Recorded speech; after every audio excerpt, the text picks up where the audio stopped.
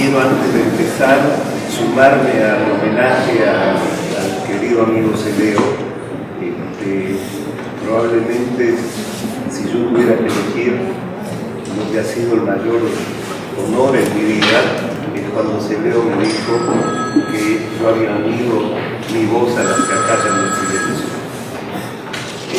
Tenemos 5 personas para hacer voces conductoras en esta sesión. Vamos a tratar de ser muy estrictos con el tema del horario. Tengo aquí a la dictadora mayor. Qué buena decisión. Prometió castigarme si yo no cumplo con la tarea de controlar el tiempo. Entonces, sin más introducciones, le cedo la palabra a Jesús García de la Fundación Afroamérica y de la Universidad Africana de Venezuela. Ok, estos 10 minutos ya se ganan. Okay, no se reparten, se ganan. Se ganan. Entonces vas a iniciar Osvaldo Bilbao del Centro de Desarrollo Étnico de Perú. Muy buenos días con todas, con todos. Primeramente agradecer a Silvia y a todo el equipo por esta invitación. Bueno, Chicho no está acá para estar presente porque ayer a las 8 de la noche que dijo que no podía venir, envió su ponencia y me dijo que en todo caso, no la voy a ver, sino ayer después me queda un rato para poder articular la ponencia con lo que yo tengo que hacer. O sea, porque va más o menos en esa misma línea. En todo caso, va a tener 2 partes, uno que es los paradigmas culturales. La primera parte va a ser paradigmas culturales de los afrodescendientes, bueno, una memoria impuesta. Y por otro lado ya vamos a ver lo que es la afrodescendencia, identidad y la cultura de resistencia. Y comenzamos diciendo, nos remontamos al historiador Darien J. Davis, que manifiesta, y cito, ¿no? Durante la época colonial, la población africana superaba a la europea en algunas partes de América Latina, llegando inclusive a alcanzar una proporción de 15 años. Partiendo de esta premisa, cabe preguntarse el lugar que ocupa el legado afrodescendiente en la historiografía cultural y política de América Latina. Y nos preguntamos, ¿no? ¿Cuál es el estatuto del patrimonio cultural de los afrodescendientes dentro del marco de las diferentes nacionalidades que conforman América Latina? Una primera reflexión que se hizo en el 2005, después de analizar lo que fue Santiago de Chile, donde estuvo el compañero Romero cuando se presentó el libro Los afroperuanos, Santiago Macinco, donde se hizo un trabajo de campo, preguntando qué había pasado o qué habían sentido los afrodescendientes del Perú sobre lo que había sido Santiago. Y cito, ¿no? Cito una de las conclusiones. El Estado republicano reprodujo los mecanismos de exclusión heredados de la colonia, animado por la construcción de una representación del ser nacional a partir de la imagen y modelos procedentes de Occidente. Por eso estaba conversando hace un momento. Y considerando moderno, entre comillas, y considerado moderno, dentro del cual los afroperuanos no tenían cabida. Y eso es lo que ha pasado en el Perú, objetivamente. Solamente los afroperuanos, como está siendo visto como elementos exóticos o vistosos, desprovistos de reconocimiento como parte de la esencia de los peruanos. De ahí ya tenemos una primera aproximación de cómo de ahí comenzar a construir unos paradigmas culturales. Hay que tener en cuenta que el sistema esclavista convirtió al africano primero y a sus descendientes hasta antes de las manumisiones en un objeto definido y reconocido única y exclusivamente por su valor de uso y su valor de cambio a lo largo de este proceso. Este sistema perverso le robó su pasado, su historia, su confianza en sí mismo, sus leyendas, sus sistemas familiares, sus creencias, su arte. Esta estructura afectó profundamente la construcción y articulación de un discurso epistemológico, público e identitario. Y este discurso propio ha debido nutrirse, entre otras cosas, de paradigmas culturales. Se perdió todo y por lo tanto no podía construir paradigmas culturales específicamente afrodescendientes dentro del marco de la peruanidad, o muchas veces de la ecuatorianidad u de otros países. El discurso esclavista se valió de prácticas discursivas e institucionales para poner una estructura política, económica, cultural y epistemológica asimétrica, mediada con una memoria impuesta, asignándole una identidad negativa, extraña o peligrosa. Es lo que hemos estado viendo en las investigaciones que han tenido los compañeros. Pero paralelamente a todo este andamiaje, se dan respuestas culturales africanas a la esclavitud y a la opresión, a lo que René Despestré llama cimarronaje. Y ese cimarronaje cultural, el cual se define como la conformación y articulación de un contradiscurso que recupera, interpreta esos paradigmas culturales, epistemológicos y políticos impuestos. El proceso implica la revaluación de este proceso que estamos conversando, implica la revelación de este gran y diverso caudal cultural e histórico africano, ese abundante patrimonio inmaterial que se expresa bajo formas de técnicas agrícolas, recreación de estructuras familiares, prácticas religiosas, el arte de la guerra, las artes medicinales, la gastronomía, la ciencia, la salud, la música. Este complejo cultural de origen africano se mantuvo a través del tiempo con un largo proceso de cultura de resistencia con la intención de preservarlo, crear y innovar ese sedimento identitario afrodiverso. Pero para eso se han construido varias etapas, como lo dice Jesús García. La primera etapa fue la preservación cultural de los códigos distintivos originales ante la imposición de la cultura occidental. Las diferentes muestras de tambores de percusión existentes en los países receptores de la diáspora africana, como los complejos tambores bachata en Cuba, los tambores culo de Puya en Venezuela, la puya en Brasil, hasta el cunún en Ecuador, así lo evidencia. La preparación de algunos alimentos como la cafunga de Barlovento, Venezuela, el mondongo, palabra ticón, el sacuso, entre otros, expresan la preservación de la técnica alimentaria.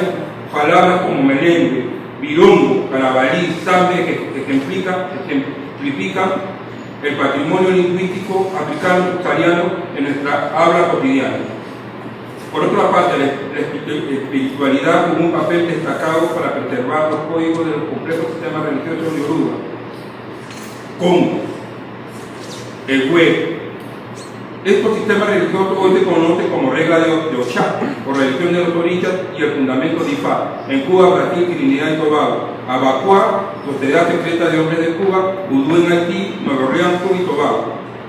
La segunda etapa fue la creación cultural expresada por la construcción de expresiones culturales al mezclarse voluntaria o involuntariamente con las culturas hispanoárabes o aborígenes. Aquí tenemos las fiestas religiosas afrocatólicas como la de San Juan, San Benito, San Pedro, San Antonio, los diablos de la Santa de Venezuela, en los cuales se mezclaron cantos, bailes, instrumentos musicales de las culturas de Venezuela, en las cuales de las culturas aborígenes, hispanoárabes y africanas.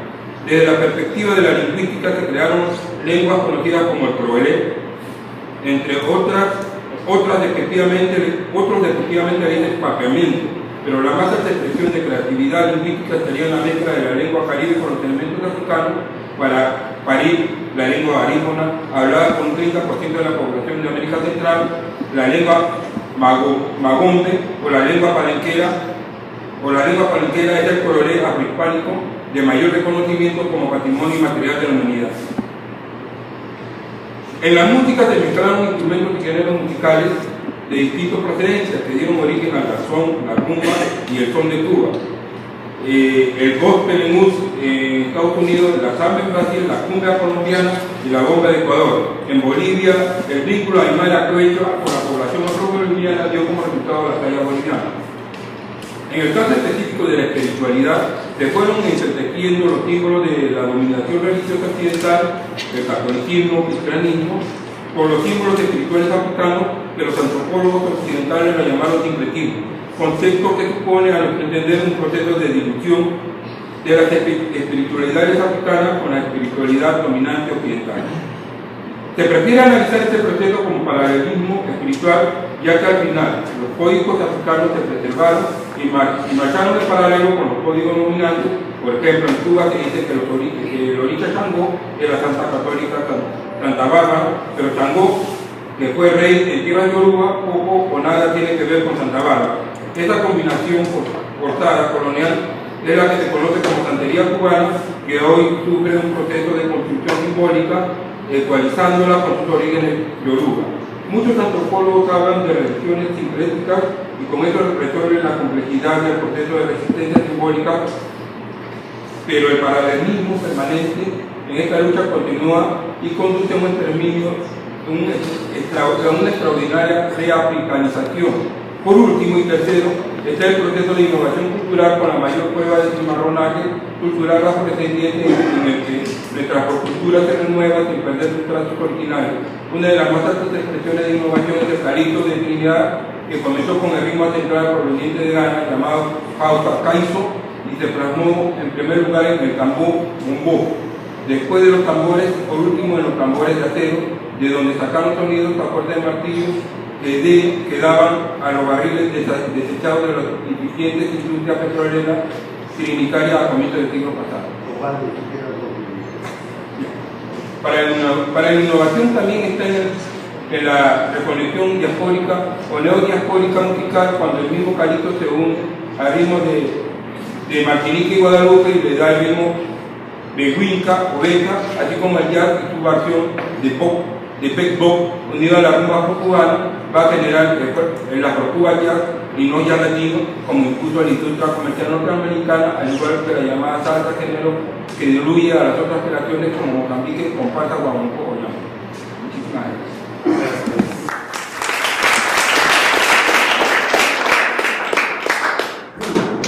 Alejandro Riquelio, Flaxo con Z Argentina. Bueno, yo quiero agradecer la invitación, que es una forma muy breve, así no pierdo tiempo.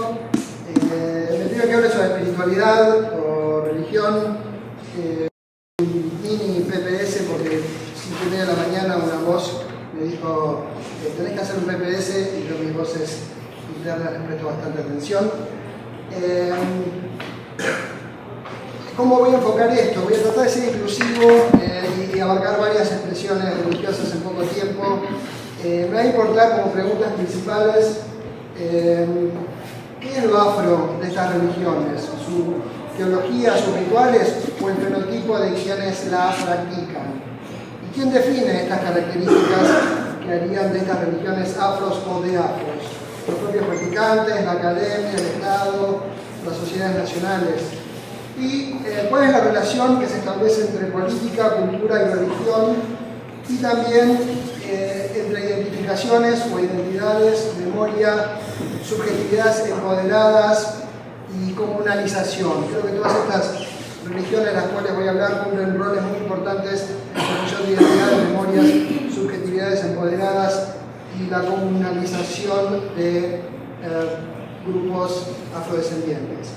Bueno, lo primero que me vino a la mente, digamos, cuando me invitaron por mi especialización y por la parte del mundo de la que trabajo, que es el Cono Sur, con énfasis en Brasil y Argentina y Uruguay, es lo que antes se llamaban religiones negras y ahora religiones de matriz africana, especialmente se las llama así en Brasil, que se han expandido de forma notable hacia Argentina y Uruguay.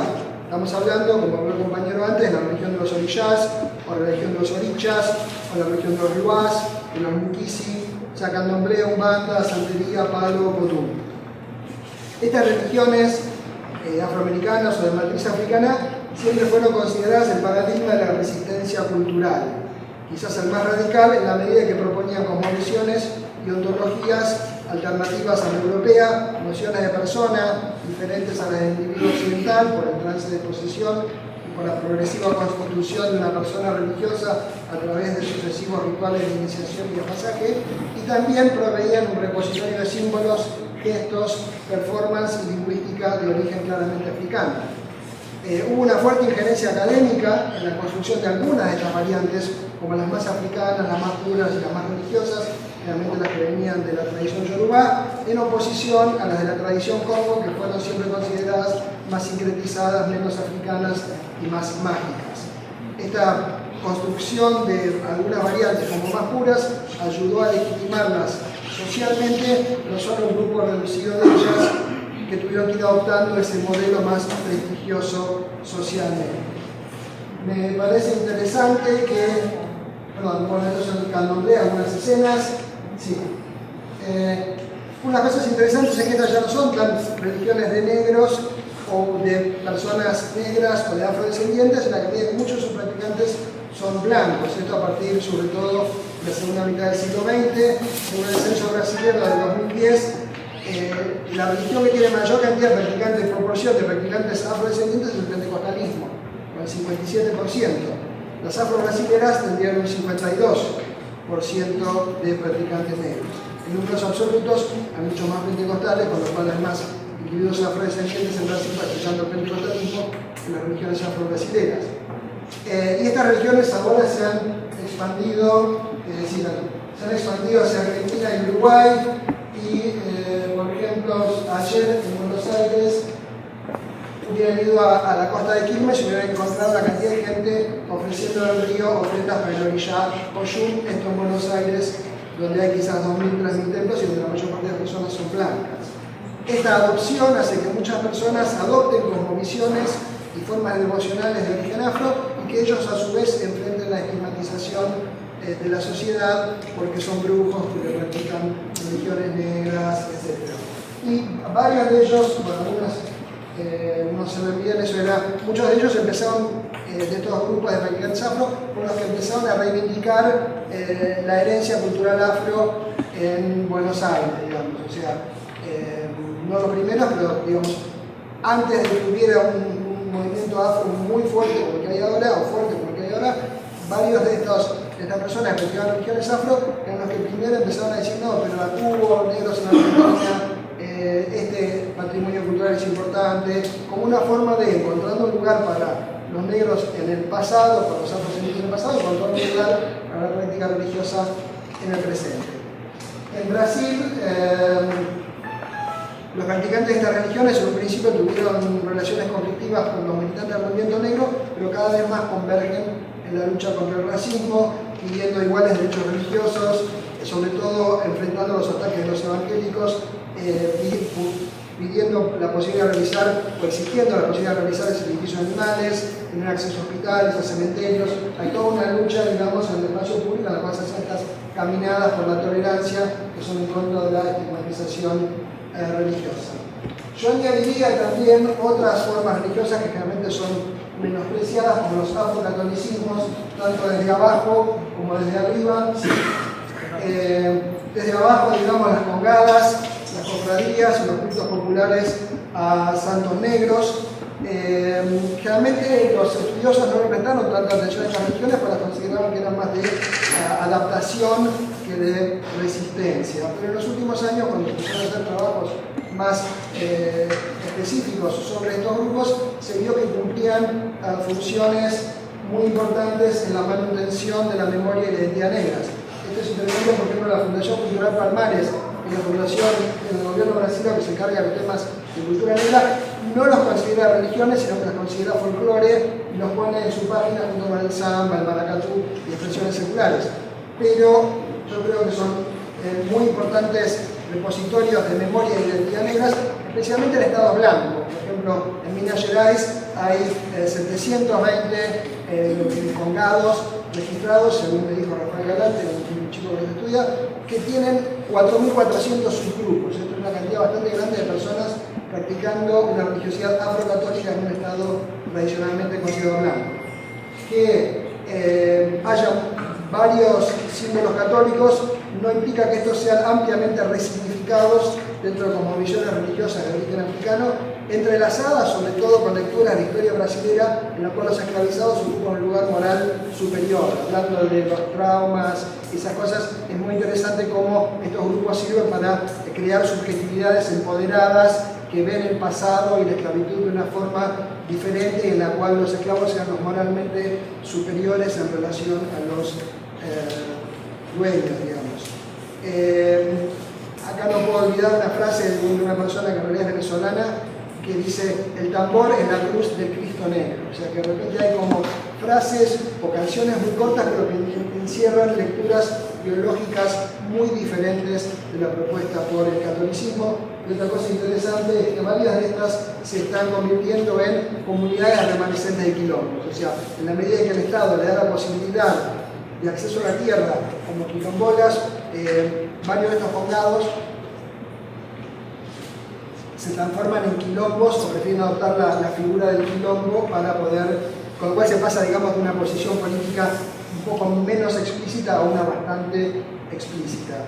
Y este mismo afrocatolicismo o este afrocatolicismo también en otros países de Latinoamérica tiene importancia, por ejemplo la Cruz de Mayo entre los afrochilenos de Arica, la fiesta de San Juan en Venezuela, la devoción, la fiesta de San Juan en Venezuela, la devoción de San Martín de Porres, los afroecuatorianos y los afroperuanos, incluso la cofradía de San Baltasar en Corrientes, Argentina. O sea, son todas formas en las cuales, digamos, los afrodescendientes ocupan el espacio público y reivindican presencia, reivindican memoria, reivindican cultura y reivindican también religión.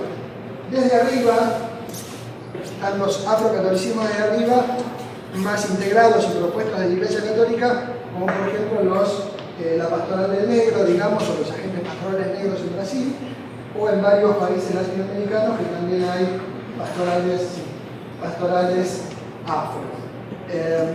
Estas presentan algunas modalidades devocionales afro o algún contenido teológico, pero y muchas veces se engarzan con movimientos políticos o les dan origen. Ahora en un país blanco como Argentina, por ejemplo, hay una creciente reivindicación del negro Manuel, que es un esclavo que cuidaba a la Virgen de Luján, es la patrona nacional, que es todo un movimiento, digamos, de reivindicación del negro Manuel como una forma de encontrar un lugar simbólico a los afrodescendientes dentro de la Iglesia Católica en Argentina. Y un desarrollo reciente, que me parece interesante, es el movimiento negro evangélico. Habíamos visto que muchos afrodescendientes practican el pentecostalismo. Esto empezó en Brasil hace pocos años. Hay una relación muy ambigua, porque de la misma forma que algunos evangélicos están reivindicando su escritura y la lucha contra el racismo, a la vez hay muchos otros evangélicos que no quieren saber nada con esto y que, por ejemplo, cuando se enseña cultura negra, cultura afro en las escuelas, están en contra de que se enseñe cultura afro porque sería algo del demonio. Eso hay problemas con profesores evangélicos, con directores de colegios evangélicos, pero hay otros evangélicos que están creando estos movimientos, digamos, de reivindicación, en los cuales se discute el racismo, se discuten los grupos raciales en las universidades. Entonces, esto es un desarrollo reciente y bastante interesante porque va en contra de la idea establecida de que los evangélicos desracializan a los afrodescendientes. Bueno, por último estarían las espiritualidades étnico-raciales en contextos geográficamente más aislados, no voy a entrar en eso porque tampoco sé mucho, que son garífunas, que se han hecho cosas, de grupos que no se han, ni han desarrollado templos como los afro-brasileños de Umbanda y Candomblé, que tampoco se integraron del todo con el catolicismo o con los evangélicos. Entonces, bueno, para terminar, creo que es muy importante ver en qué medida todas estas diversas formas de religiones afro transmiten cosmovisiones y ontologías de origen afro, obviamente mucho más la religión de los orillás que las otras, pero muchas también transmiten formas devocionales de origen afro, aún cuando estén mezcladas con el catolicismo. Casi todas producen identificaciones negras muy importantes, memorias negras y lecturas opositoras de las narrativas dominantes de la nación, que también es muy importante, contribuyen a la comunalización, a la intensificación de los lazos entre los afrodescendientes y sobre todo contribuyen a la formación de subjetividades empoderadas. Y en distinto grado también se articulan con los movimientos políticos para la consecución de la ampliación de los derechos ciudadanos de los afrodescendientes. Muchas gracias.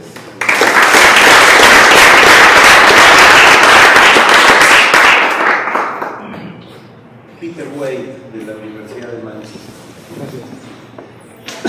Bueno, empiezo dando agradecimientos a los organizadores del evento y sobre todo al Instituto de Investigaciones Afro-Latinoamericanas que me apoyó para venir aquí. Ahora, yo voy a hablar no tanto sobre qué es la distintividad de lo afro, sino cómo pensar la distintividad, diferentes abordajes para pensarlo, para concebir la diferencia.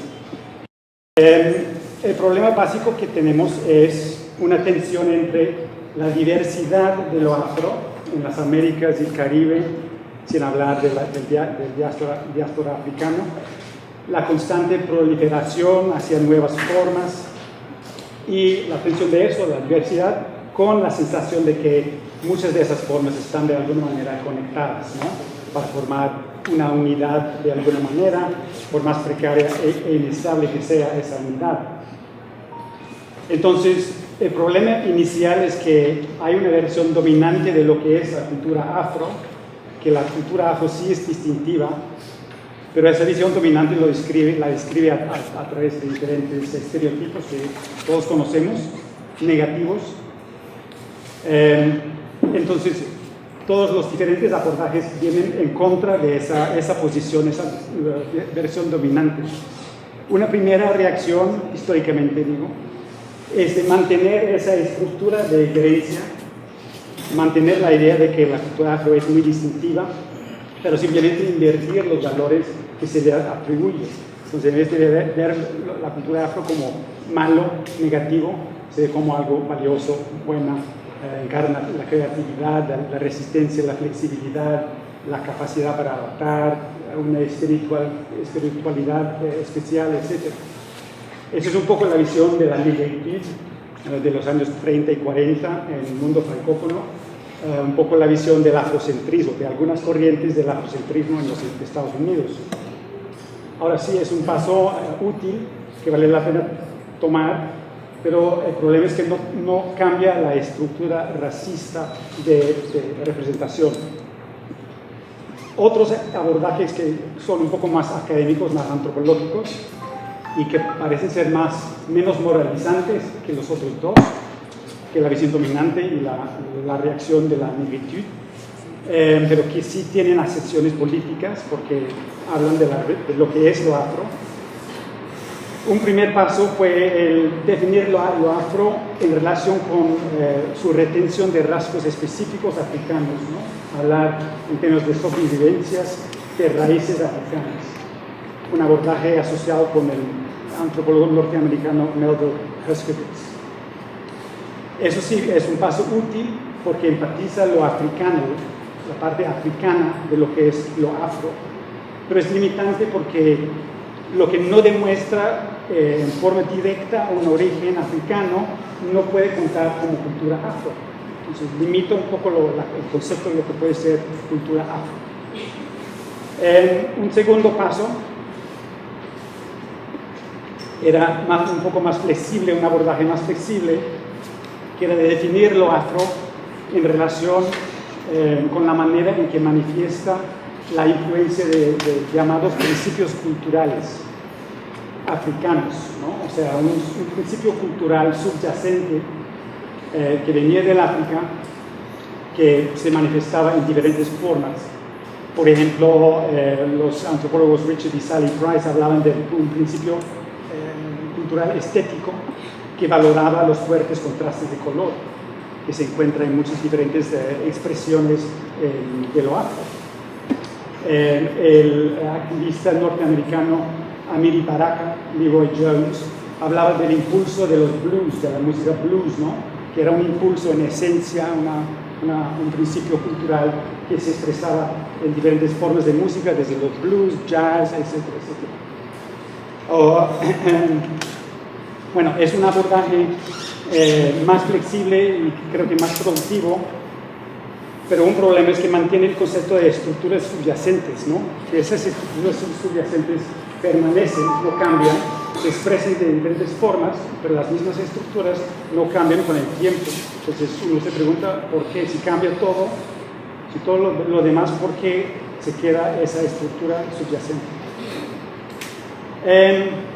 Otro abordaje que no es opuesto a los anteriores, pero que sí enfatiza otros tipos de proceso, define lo afro tomando en cuenta los procesos de intercambio cultural, movimiento, migración, circulación de personas, de ideas dentro del diáspora. La metáfora aquí no es raíces, sino rutas, ¿no? Movimientos.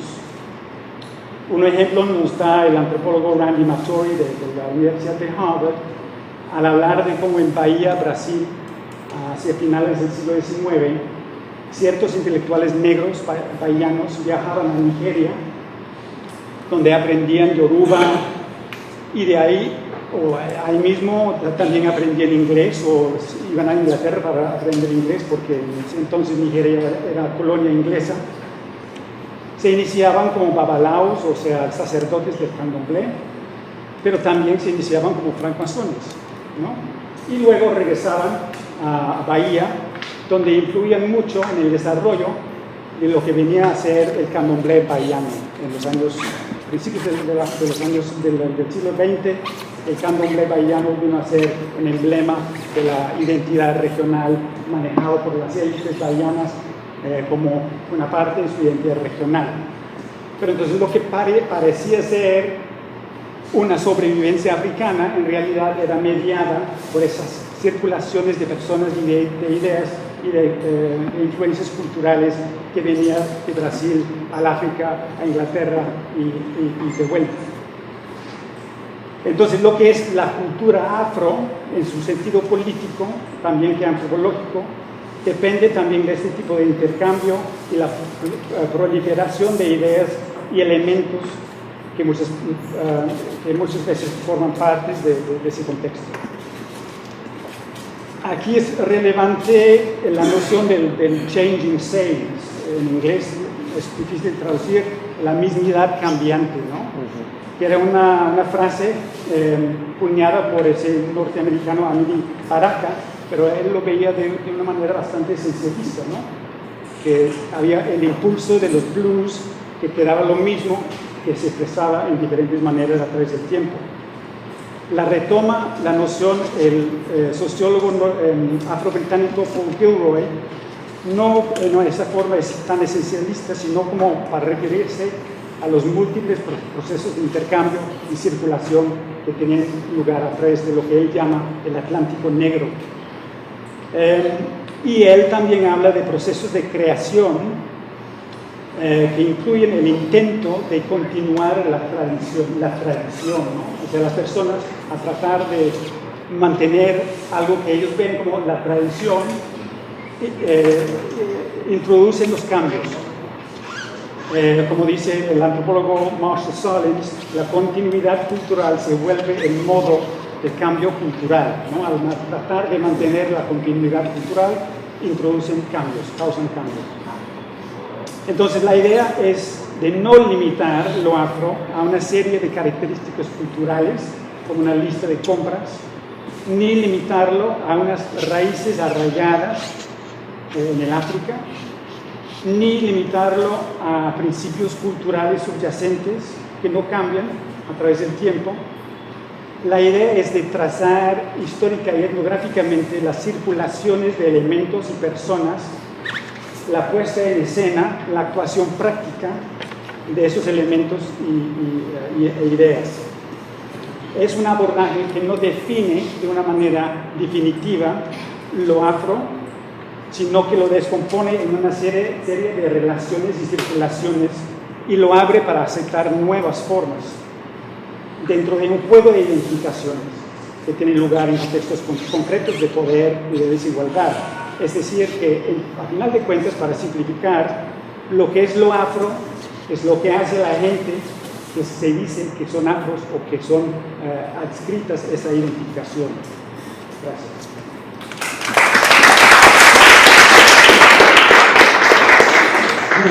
Muchas gracias. Finalmente, la última intervención formal de Marta López.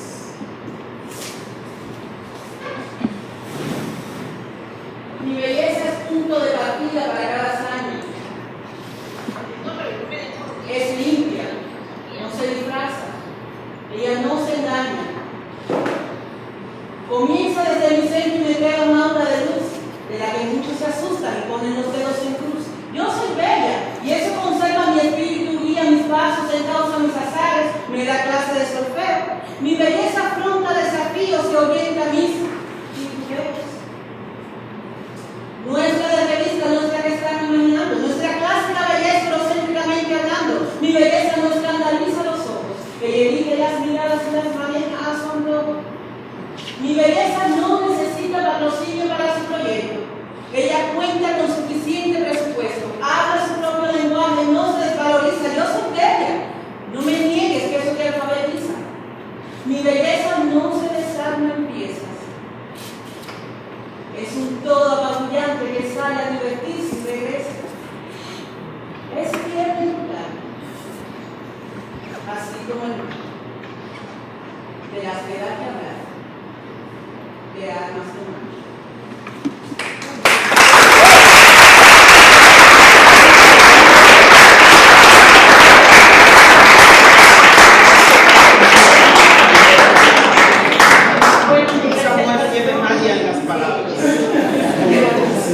Bueno, mi presentación, realmente mi misión es un poco colocar quizás en la mente del simposio y también en la mente de muchos de ustedes los movimientos de hip hop como un movimiento o una herramienta de transformación y de educación y que han aportado mucho en diferentes países a la movilidad de los grupos afrodescendientes.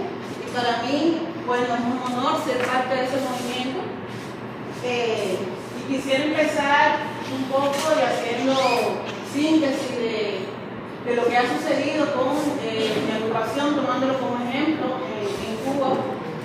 Bueno, pues un poco de cómo esto ha servido también de presentación y también ha servido para promover la figura y la imagen afro, de alguna manera, ¿no? Entonces, ahí estamos viendo, cuando nosotros iniciamos en el 96, que pueden ver que no hay ninguna imagen, no hay ninguna identidad expresa, digamos. También iniciamos como un hobby.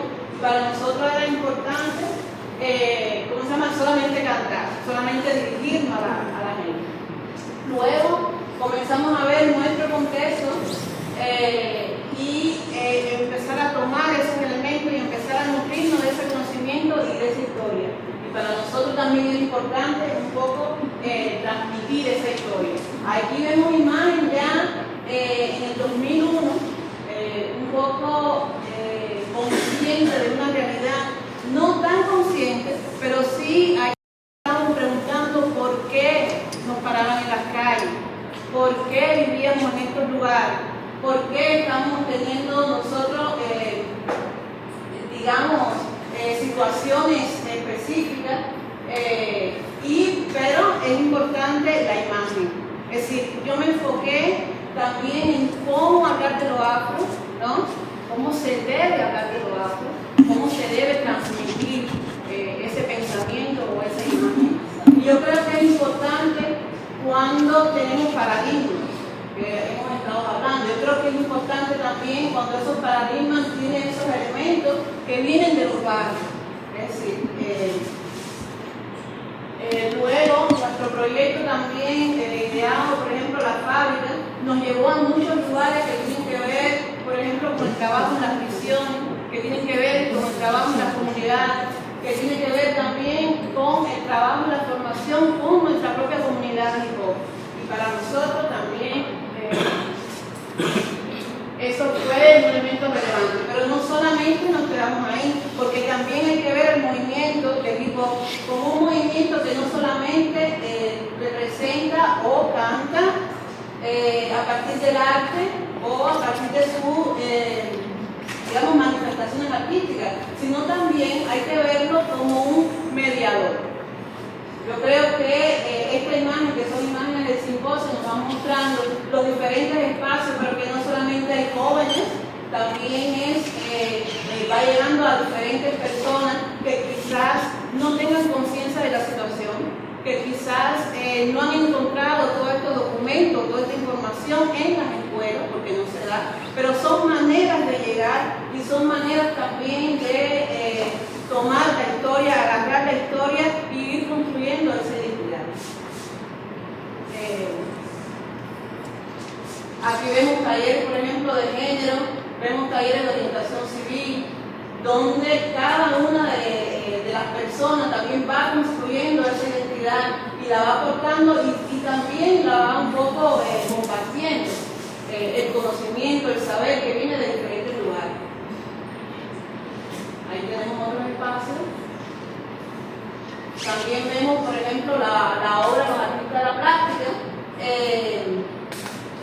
yo creo que una de las maneras también de nosotros tomar ejemplos de dónde vinimos y hacia dónde vamos es también tener desde el arte representaciones que nos digan y representaciones que de alguna manera nos vayan dando elementos para ir integrando esa identidad nuestra. Aquí tenemos a los artistas también que han participado en el simposio. Aquí estamos hablando no solamente de artistas, también estamos hablando de activismo. Es decir, cuando nosotros estamos hablando desde nuestras posiciones, solamente estamos haciendo nuestra profesión. Cuando nosotros vamos y hacemos por aquello que queremos cambiar, también estamos hablando del activismo. Y es a eso a que también estamos haciendo un llamado al activismo. Y el activismo se trata de estar ahí, también se trata de cambiar. Y se trata de hacer. Bueno, obsesión es mi educación. Y también utilizamos bastante durante 20 años una imagen bastante fuerte, que a nosotros nos parece importante, para que por lo menos nuestro público se fuera identificando con nuestra imagen, no solamente con los mensajes. La manera de cómo representamos también lo afro no es una manera, digamos, tradicional. A nosotros nos gusta vernos como personas negras felices. Ese cartel, nosotros decimos somos felices aquí. Y eso también es importante en el mensaje que le estamos dando a las personas que necesitamos que tengan conciencia de cada cosa. Porque recuerden, y yo estaba escuchando la intervención del trauma, pero recuerden que muchos de los jóvenes no quieren oír hablar de eso. Entonces nosotros tenemos que buscar nuevas maneras, tenemos que buscar nuevas formas, y eso es una forma importantísima, pero cuando se dice a pasar por el dolor, muchos no queremos pasar por ese dolor. Sí. Bueno, ahí vemos en la comunidad también cómo se van integrando los grupos, cómo se van integrando las personas que no tienen ni siquiera idea o conciencia del tema racial o cómo incide en sus vidas la problemática racial. También en las escuelas. Y este es un nuevo espacio que estamos proponiendo, se llama el Club del Español, y es un nuevo espacio que estamos proponiendo para el nuevo contexto cubano, que ustedes saben que Cuba está pasando por un proceso económico bastante fuerte, donde también hay una afectación a la población, especialmente negra y mestiza, y yo creo que, bueno, es el próximo nivel nuestro en el que estamos. Yo creo que es una propuesta válida en estos tiempos de cambio económico, y ahí está. Esa es mi presentación.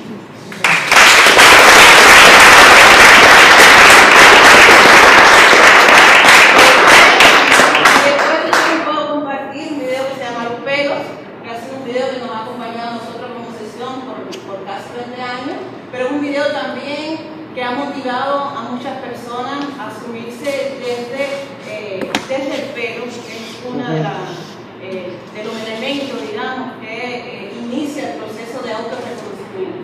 Gracias. María, usando el privilegio de ser el moderador, ¿no se cerraría tu intervención como la empezaste? Volviendo a empezar por el Soy Bella. Es un pedido. De nuevo lo hago, por Sí, favor. Sí, ok. Mi belleza es punto de partida para cada hazaña. Es limpia, no se disfraza. Ella no se engaña. Comienza desde mi centro y me crea un aura de luz, de la que muchos se asustan y ponen los dedos en cruz.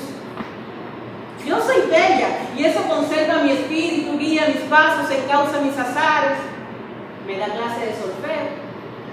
Mi belleza afronta desafíos y ahuyenta mis titubeos. No es la de revista, no es la que estás imaginando, no es la clásica belleza eurocéntricamente hablando. Mi belleza no escandaliza los ojos, ella elige las miradas y las maneja a su antojo. Mi Mi belleza no necesita patrocinio para su proyecto. Ella cuenta con suficiente presupuesto. Habla su propio lenguaje, no se desvaloriza. Yo soy bella. No me niegues que eso te alfabetiza. Mi belleza no se desarma en piezas. Es un todo apabullante que sale a divertirse y regresa. Es tierna y brutal, así como el mar, de las que da que hablar, de almas amadas.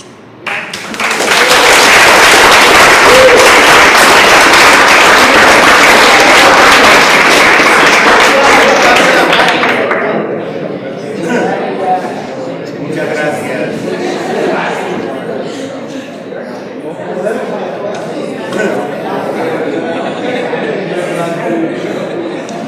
A ver cómo hacemos ahora para continuar la discusión.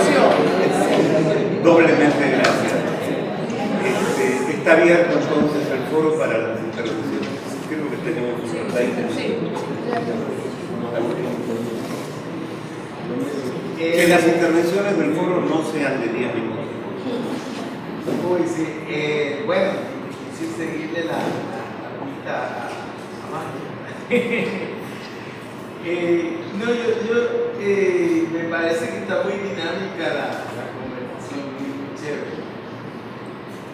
Una gente en Perú decía que ellos estaban por el socialismo chévere. Yo quiero sacar dos o tres temas rápidos, como lo digo. Primero me despertó la discusión de antes de estas presentaciones tres preguntas que quiero poner en el tapete. Una es, ¿cuál es el problema? ¿Qué significa racismo estructural? ¿Cuál es, a qué estructuras de poder nos estamos refiriendo? Me parece que Sergio lo contestó con certeza cuando habló de la matriz colonial de dominación, ¿no? Y eso va a tener implicaciones para la investigación y para la política. No puedo meterme en eso, pero creo que lo quiero dejar ahí. Segundo, ¿cuál es el momento? Y acá me quiero referir a dos cosas que dijo Romero.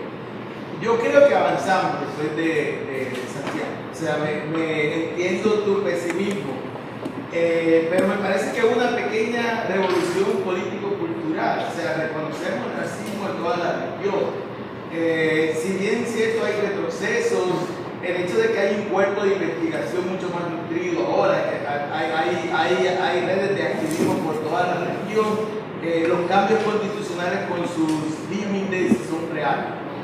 El reconocimiento nuestro como sujetos políticos de derechos y todo eso, con todos los problemas que tiene el liberalismo y en su fase neoliberal. A la misma vez, me parece que es importante, fundamental lo que planteó Juliet, que hay un nuevo proyecto racial que es regional y que es global. Entonces eso nos obliga a repensar el análisis de coyuntura por un lado, por otro lado cuáles son el qué hacer y eso implica un diagnóstico, una agenda de investigación. Y claro, eso está relacionado a la tercera pregunta, ¿cuál es el proyecto?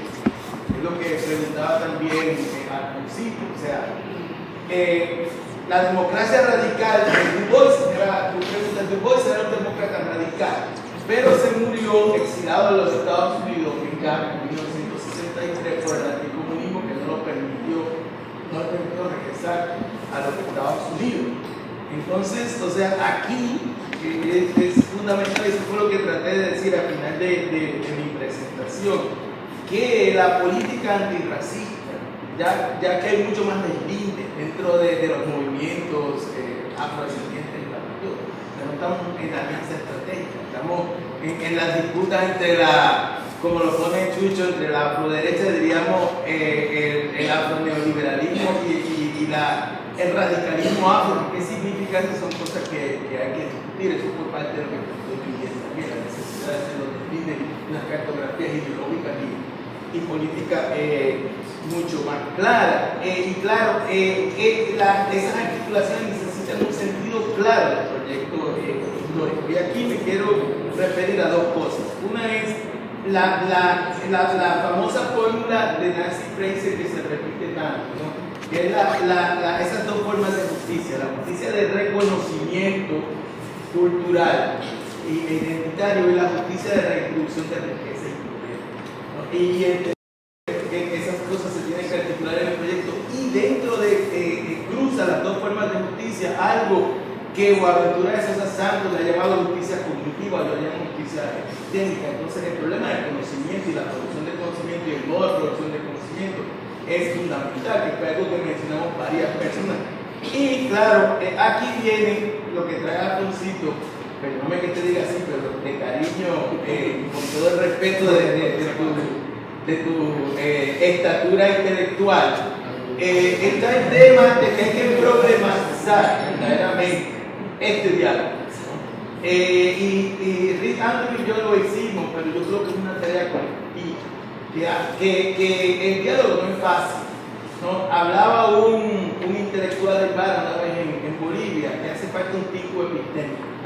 El tipo es una fiesta que comienza con una pelea y termina con la armonía. Yo creo que hay que reconocer las asimetrías de poder y las tensiones y las diferencias que hay entre los diferentes tipos de intelectuales en el mundo afro. No solamente académicos, sino académicos negros, no negros, etc. O sea, aquí hace falta reconocer, asumir el lugar de enunciación para entonces poder elaborar un diálogo verdaderamente productivo. Y claro, yo diría que el proyecto, pues yo lo defino con mucha otra gente en los movimientos, como un proyecto de descolonización y liberación, que el nuevo lenguaje de los movimientos sociales en América Latina es muy resonante lo que yo digo, y por eso mencioné el feminismo colonial afro, al final, que me parece que es una de las fuerzas político-epistémicas más poderosas que hay en la región. Y cierro mencionando dos cosas. Uno es sobre la cuestión religiosa, potenciar más eso que planteas de la religiosidad de matriz africana como forma de resistencia, porque por ejemplo en Brasil se ha potenciado a nivel que algunas de las redes de movimientos sociales más importantes de Brasil son las redes de gente que está en la religiosidad de matriz africana.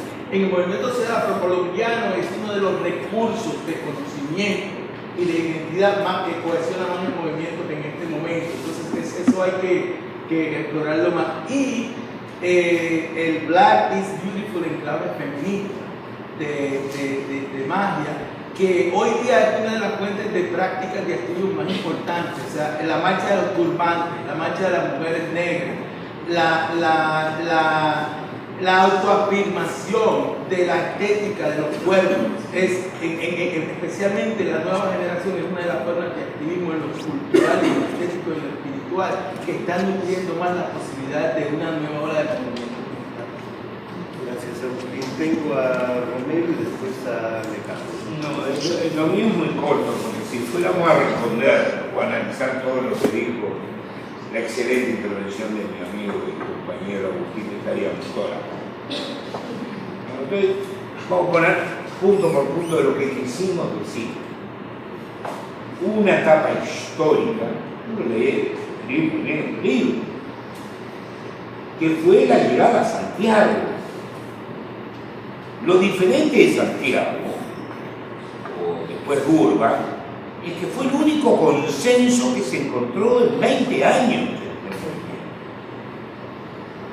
de todos los sectores, inclusive de los sectores blancos. Recordemos las reuniones en San José, Costa Rica, que tuve el privilegio de salir con el amigo Wilson. Recordemos aquella reunión en Barbados que llamó el Banco Mundial y a los blancos los echamos. Recordemos eso. Y superamos eso. Superamos nuestra forma de equilibrar. Y ahí se generó la alianza estratégica hasta el año 2006. ¿Cuál fue la virtud de la alianza? Y que le puso un punto final, el 6 de junio. En Brasil ya la liquidamos. ¿Pero por qué la liquidamos? Por un problema de capricho. No, porque entendíamos que entraba una nueva época. Entendíamos, tú lo decías muy bien en Brasil, estábamos entrando en una nueva época, donde la agenda no salía de los movimientos sociales, ¿o no? Las agendas salían de los que financiaban. Recordemos eso. Porque un pueblo que no recuerda no puede nunca avanzar ante eso. Tenemos que ser autocríticos. Por lo tanto, entramos, lo dijo la colega Bonicorfa, entramos en una etapa una nueva etapa, lo digo y me hago cargo, del neoliberalismo, la supremacía racial. Entramos en esa etapa, y es el académico, o los académicos, o los que estamos en esto, analizar la nueva etapa que entramos. Analizarla para conseguir los nuevos consensos para las transformaciones sociales. Obviamente uno no es pesimista con los 14 cambios de constitución, reforma constitucional que tuvimos en América Latina. Uno está más contento de lo que pasó allá en el 69, ¿no? La ley de tierra, con Colombia para adelante hubo avances notables. Pero no vinimos a eso, vinimos a ver el futuro. ¿Cómo nos aproximamos al futuro? Ese es el punto. Yo quiero ver cómo convenzo a esos 50 millones de trabajadores pobres que votaron atrás. Y lo digo sin ninguna vergüenza, a partir de mi valor, a partir de mi dignidad, a partir de mi historia.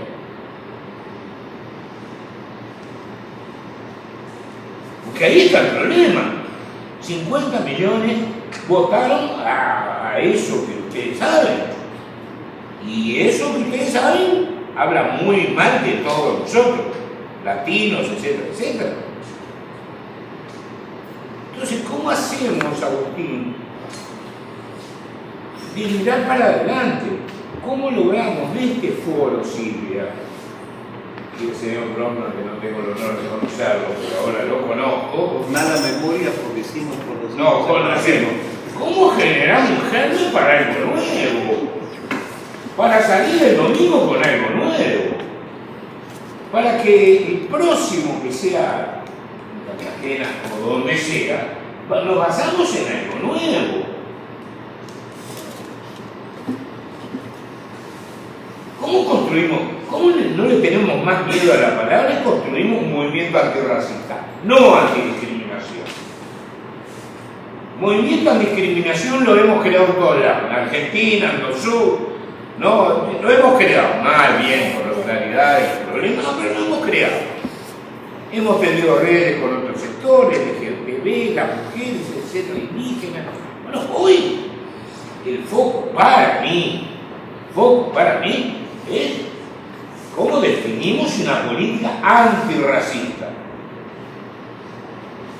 Por lo que tú mismo decís, la colega que tenés al lado, que disculpe que no dice el nombre, dijo: en la época de la supremacía blanca, no hay que ser tan inocente para mirar lo que está pasando en América Latina. Si en Chile te dan perpetuo a los mapuches, si en Paraguay no reconoció el artículo 14 de Rojas, 14 o 12 en la OEA, ¿no? Paraguay todavía no lo reconoció. Honduras nos están matando indígenas todos los días. Venezuela que sí, que no, pero sí. Pero la vicepresidencia, el gobierno autónomo, no aparecemos. Aparecen mujeres, indígenas, discapacitados, menos nosotros. Lo de Colombia fue todo un lío para meter el tema negro. Fue todo un lío. En La Habana era un lío meter ese tema. Tuve la satisfacción de poder participar. Era una cosa incomprensible. En Bolivia hemos perdido el año pasado. Y hay sectores que tienen separación. Y en Brasil, el gran Brasil brasileño, el gran faro de movilización social de Brasil no pudo hacer una manifestación con la caída de la selva. Esa es la realidad. Y con esa, en mi país, que soy por ahora representante de mi país, les quiero decir, las políticas étnicas están todas quietas, están todas, somos divinos, pero no hay un solo recurso para mover el tema. Creo que tú lo dijiste, que quiero agradecer públicamente las palabras que dijiste en Naciones Unidas. Entonces, ese es el problema que tenemos con los académicos. Ayudarnos a mirar el futuro, ayudarnos a mirar el nuevo proceso que trae. Ese es el problema. No digo Santiago estuvo mal, digo Santiago estuvo bien, pero hay que haber un salto dialéctico. Para mí, el salto dialéctico es salir de este foro con la construcción de un pensamiento antirracista que nos obliga a todos, estemos donde estemos, nos obliga a todos a construir una visión de sociedad o de, no voy a hablar la palabra democracia porque si no, que se me enoja, pero de institucionalidad nueva. Ese es el punto. Para luchar contra la discriminación. Bienvenidos a este foro, pero ya lo hicimos, comenzamos el 23 de septiembre de 1999 en San José, Costa Rica, bajo la presidencia del amigo Pulici. 78 personas nos reunieron. Primero te voy a tener que interrumpir porque hay varias manos levantadas. Ya también. Alejandro. Tengo a Alejandro y después la compañera ahí y después... Sí. Ok, Alejandro. Sí, yo creo que son tiempos que asustan, pero son tiempos profundamente fértiles. Porque cuando sentimos miedo, cuando estamos asustados, es que nos obliga a pensar las cosas, a repensar las cosas. Yo creo que son momentos de actuar pensando, no solamente de actuar. Yo creo que nos hemos acostumbrado mucho a actuar sin pensar y a seguir inercia sin pensar. Y por eso me uno un poco a la propuesta de Romero de pensar en conceptos básicos.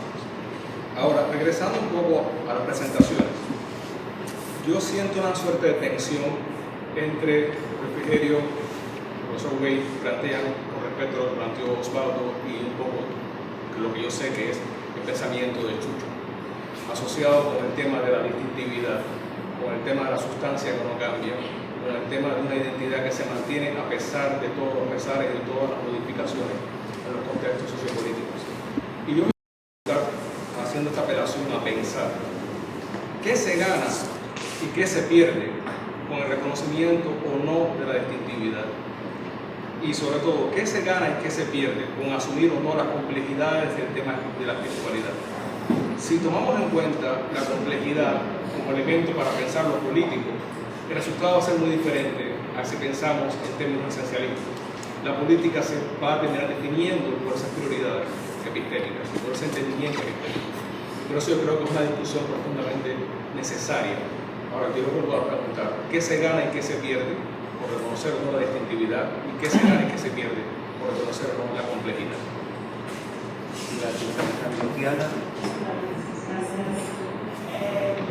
Yo nada más quería decir que yo creo que lo que Romero está planteando es una cuestión política, analítica, pero más que todo también es una cuestión metodológica que tenemos que pensar bien porque el tiempo es muy corto. Entonces yo no sé si hace sentido una moción de metodología pensar si como tenemos planteados las mesas y eso nos va a servir en el sentido que ir hasta donde queremos ir, pero la cuestión más básica es que hasta dónde queremos ir saliendo de esta reunión. Entonces yo creo que sí vale la pena tener unos momentos de pensar en como un espacio como este, con estos personajes tan importantes en toda la región, en esos espacios que no son muy comunes, a pensar qué es el punto final, qué queremos realizar, qué queremos, no sé, cuando vamos a nuestros respectivos países, qué queremos lograr de este evento. Yo creo que es súper importante. Porque yo tengo mi ponencia y no sé qué, pero no sé si es vengo de los Estados Unidos y estamos con mucho miedo, estamos jodidos, el mundo es jodido. Entonces, al pensar, si vamos, no sé si hay algo que vamos a hacer. Sí. Gracias, señor Pastor. Gracias. No, yo creo que sí sabemos que de aquí debe salir algo. El asunto es que Romero nos invita a que lo miremos bajo el prisma de la democracia, pero la coyuntura actual, la crisis política global en que nos encontramos, a muchos nos invoca a recordar a Winston Churchill cuando dijo que la democracia era el peor de los sistemas, con excepción de todos los demás. Entonces, el asunto es bajo qué prisma vamos a movernos. Y comparto con Romero que la cuestión de la ideología, digamos, de los sufrimientos, piensan algunos, o simplemente la manera como está aflorando la ideología del racismo actualmente y cómo nos está tocando a todos. Había hasta hace poco cierta pisos de tranquilidad con el tema de Estados Unidos porque su sistema político de pesos y contrapesos, aunque a diferencia de Europa o de América Latina, allá el tema de la libertad de expresión, decíamos, el sistema regula todo, no importa que se expresen como quieran expresarse, porque finalmente el voto ciudadano se encargará de castigar, de resolver, y bueno, hoy estamos en un serio problema porque esa situación cambió drásticamente. Pero estamos también en un sistema político donde pues, una mujer por primera vez en la historia republicana de Estados Unidos aspira a la presidencia de la República con verdaderas opciones de llegar con más de 2,5 millones de votos, pero finalmente el elegido presidente es otra persona. Si esto hubiese ocurrido en otro país, seguramente estaría diciendo que sí, esto era antidemocrático, pero pues, ocurrió en Estados Unidos, entonces es un hecho democrático. Entonces, es allí la complicación de la invitación que nos hace Romero para abordar el tema de la democracia. En cualquier caso, eso que estamos encontrándonos, esto va a generar una movilización global, seguramente que permitirá que afloren, digamos, y se cohesionen. El problema es que hasta hace muy poco tiempo, de carácter independiente, digamos, de estos fenómenos, era un poco subestimado, ¿no? Se pensaba el problema de los negros, el problema de las mujeres, el problema de los homosexuales, ¿sí? Resulta que ahora estamos retados, digamos, la sociedad global está retada a mirar una visión mucho más integral, mucho más holística la situación. Tenemos en Francia, donde hay un candidato de derecha que niega el aborto, niega el derecho de la mujer, y resulta que el país, una parte del país no ve como una esperanza frente a la otra, que es la de ultraderecha. Yo si no, resulta que en El Salvador la política frente a bueno, en Australia, felizmente, las cosas se dieron de manera diferente, porque fue un ecofista, fue elegido presidente al final. Pero bueno, estamos retados todos. Hemos tenido campanazos recientes, la crisis del ébola, el virus del ébola, pensamos que era una manera para recordar de los trabajos cotidianos y todos recordamos que definitivamente nadie es inmune a los efectos de las desigualdades, pero eso no ocurrió. El fenómeno de Ortega protagonizado por un momento, pero luego nos olvidamos que era un fenómeno global, digamos, con espacio global, posibilidad de que la independencia tenía que aflorar allí. De manera que seguramente lo vamos a encontrar. Este es un espacio muy importante, pero muy pequeño, de un reto que nos trasciende. Y yo estoy seguro, soy más optimista. Lo único que quería decir es que soy más optimista que Romero. Gracias, Pastor. Tengo a Alfonso y después a Doris. Bueno, yo quiero ratificar la postura de Magia. Soy bello, indudablemente bello. Es así. Y grande, y grande. Vean, no pude evitar. Pero precisamente reconocernos bello, creo que es una excelente y afortunado punto para hablar de este debate, ¿no? de esta sesión en la que estamos. Porque es precisamente el asumirlo, y como en su momento lo dijo incluso Muhammad Ali, él lo gritaba, lo decía con absoluta contundencia. Pero precisamente hacer eso es la forma, es uno de los mecanismos de contrarrestar eso que Peter Way llamó la versión dominante de la cultura afro, y más aún los estereotipos negativos, ¿no? De que aún continúa determinada por los estereotipos negativos. Y creo que efectivamente ese es uno de los aspectos más neurálgicos, porque incluso siento que no ha sido uno de los ejes priorizados al interior del movimiento social afro, y no ha sido una de las preocupaciones que ha determinado el quehacer de la academia, de los académicos. Entonces, investigaciones sobre estos tópicos permanecen como cosas aisladas que se presentan en escenarios culturales, y digo cultural entre comillas porque generalmente dejamos de llamarle cultura para seguir llamándole folclore, nuestro folclore. Entonces creo que es un llamado bien importante, porque de una u otra forma podríamos terminar reconociendo que también nosotros, que también en nuestro conjunto ha sido imbuido por ese estereotipo. Y no necesariamente me refiero al estereotipo negativo, es que en medio de la crisis en la que nos encontramos se viene dando un fenómeno que yo invitaría a que valoráramos, y es una especie, y ya lo señalaba en la intervención, de supremacía de las expresiones yoruba. Entonces termina eso muchas veces incluso afectando toda la misma lógica del ideario yoruba, en la medida que se convierte en moda. Entonces todos somos, todos queremos ser, y entonces vivimos como en dos escenarios: el escenario cotidiano y el escenario de la representación, en donde muchos se disfrazan para la foto, para el atuendo, para el cierre, y entonces tú ves en las fotos unas imágenes que no las ves en la cotidianidad, incluso de los líderes.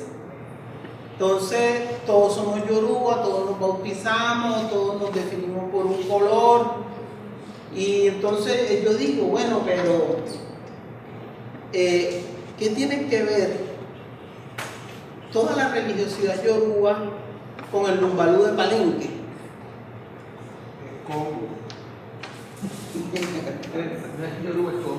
Por eso. Y entonces cuando se impone, muchas veces por moda, toda la ritualidad yoruba, terminamos invisibilizando, terminamos estereotipando, y aparece una nueva sección negativa de la estereotipación de nuestra cultura, de nuestra identidad, de nuestras manifestaciones. Creo que es importante tener eso y reflexionar sobre eso, porque insisto en lo que dije hace un momento, no es, o por lo menos no se ha constituido de manera significativa en una preocupación de la academia. No se ha constituido, y creo que es necesario valorarlo, pensarlo. Ahora bien, yo creo que tenemos que pensar en el tema de las estéticas. Y las estéticas, además de reconocer la belleza desde nuestra lógica, tiene que ser también para superar esa, como una estrategia para pensarnos la lucha contra el racismo, y no solo contra la discriminación, como ya se ha planteado aquí. Decir cuáles son nuestros idearios, qué hacer con los estereotipos, porque efectivamente son absolutamente fuertes, absolutamente fuertes. Y un poco para ir cerrando, una pregunta, y tiene que ver con la idea que yo tenía hasta que vi la proyección de lo evangélico, es que lo evangélico desmoviliza la lucha.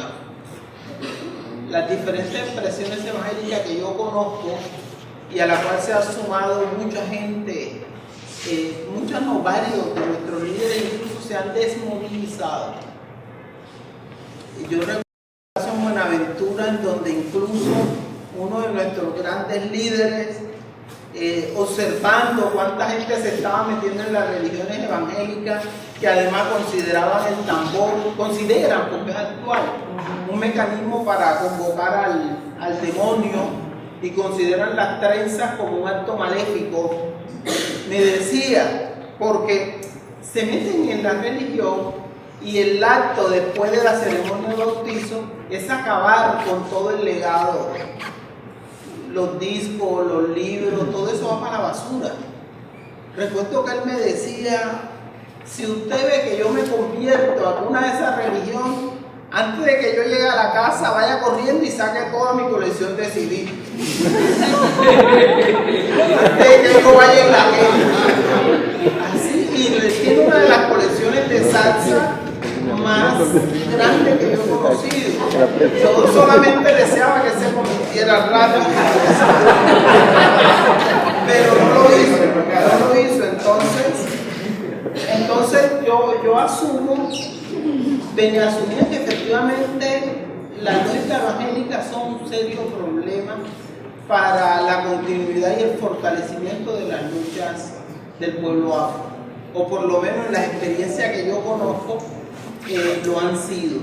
Creo que desde ahí tenemos que pensarnos en eso. Y lo otro, efectivamente, un poco Agustín planteó 3 preguntas que yo no estoy en condiciones de responder, pero sí creo que es indispensable, que es parte de lo que las diferentes presentaciones, las diferentes conversas tienen que preguntarse. Es decir, la idea de conceptualizar.